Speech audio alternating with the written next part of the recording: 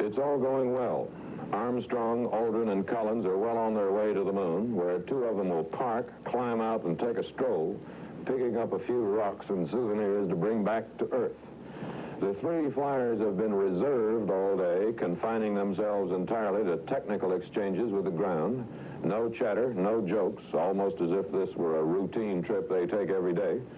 At one point, Collins looked out of his window at the Earth 35,000 miles below him and said to the ground, "I don't know exactly what I was looking at, but it was a nice view."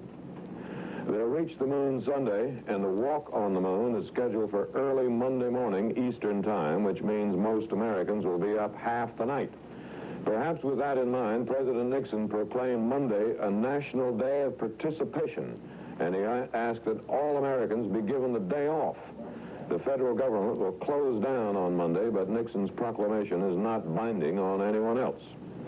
Well, down here at Cape Kennedy, the day began early, and in fact, it began yesterday, when the beaches and other spaces in sight of the launching pad began filling up with people camping and sleeping outdoors.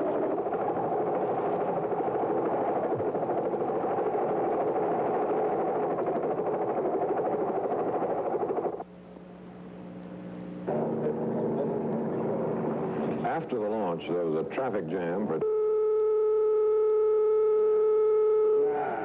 Ignition sequence start. 6, 5, 4, 3, 2, 1, 0. All engine running. Liftoff. We have liftoff. 32 minutes past the hour. Liftoff on Apollo 11.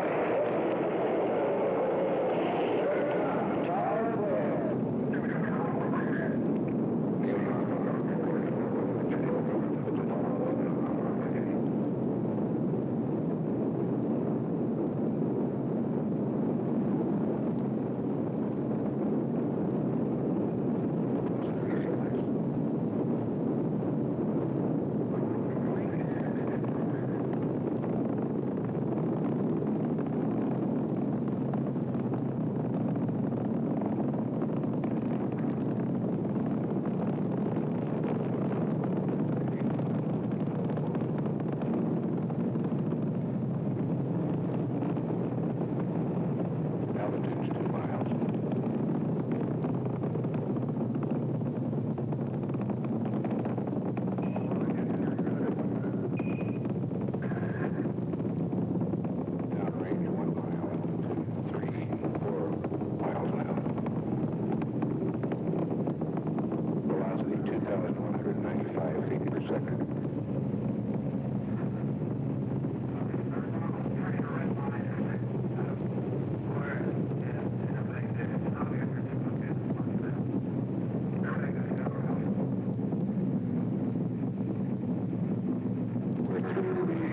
Maximum dynamic pressure now.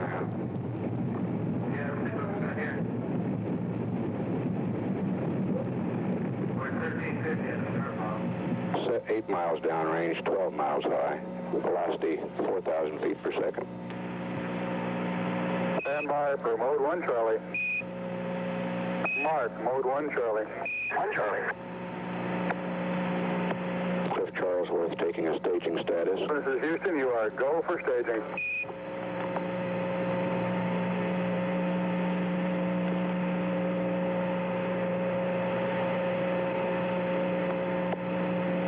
Inboard cutoff. Inboard engines out. I'm inboard cutoff.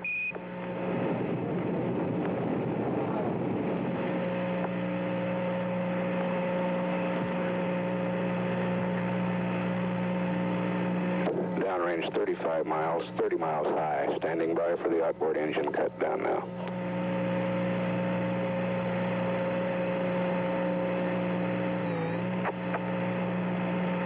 Staging. And ignition.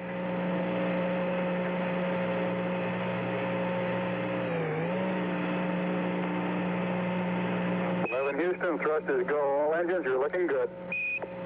Roger, you're loud and clear, Houston. At 3 minutes, downrange 70 miles. After the launch, there was a traffic jam for 10 miles in all directions. The Soviet Union had some praise for the astronauts and gave the news rapidly to its people. But there was no further news about the Russian spacecraft approaching the moon. There is still no firm information on what their Lunar 15 is supposed to do. Presumably, as in the past, after it has done whatever it is going to do, the Russians then will announce what it did.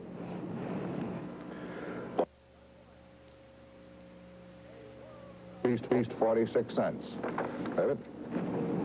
In the year 1492, the town of Palos in Spain was slow, sleepy, and quiet. In 1969, it's the same way. Something did happen there once, but very little has happened since, and now it looks very much the same as it did then. It's a minor river port on the Rio Tinto, Tinted River, near the sea in southwestern Spain. There are vineyards producing a little hot Spanish wine, some fig trees, a convent unchanged since 1492, and about 6,000 people. An Italian sea captain, after some haggling with the Queen of Spain, she was then short of money, assembled 3 leaky boats and a cantankerous, ill-tempered crew, and an order from the Queen to sail to the west looking for the Indies. Washington Irving visited Palos centuries later and wrote, quote, "When people heard the order, nothing could equal their astonishment and horror when they heard the nature of the expedition on which they were ordered to engage." Well, he sailed before dawn on August 3rd, and there is no record that any big crowds turned out to watch, since no one, including him, knew where he was going, and probably very few thought he would ever get there. If the people of Palos greeted Columbus's trip with astonishment and horror, the people of Cape Kennedy, Cocoa Beach, Cape Canaveral, and the rest of it down here greeted the Apollo flight to the moon with the utmost in American boosterism, enthusiasm, and zeal. They not only were not horrified at the modern equivalent of an order from Queen Isabella, they were delighted, and they wanted more orders like it. Cocoa Beach in the early days of the space program had a raucous beginning, not unlike a western frontier town suddenly discovering gold. But lately it has tried very hard to pull up its socks and become what it believes is the model for an American small town: respectability, sobriety, and prosperity.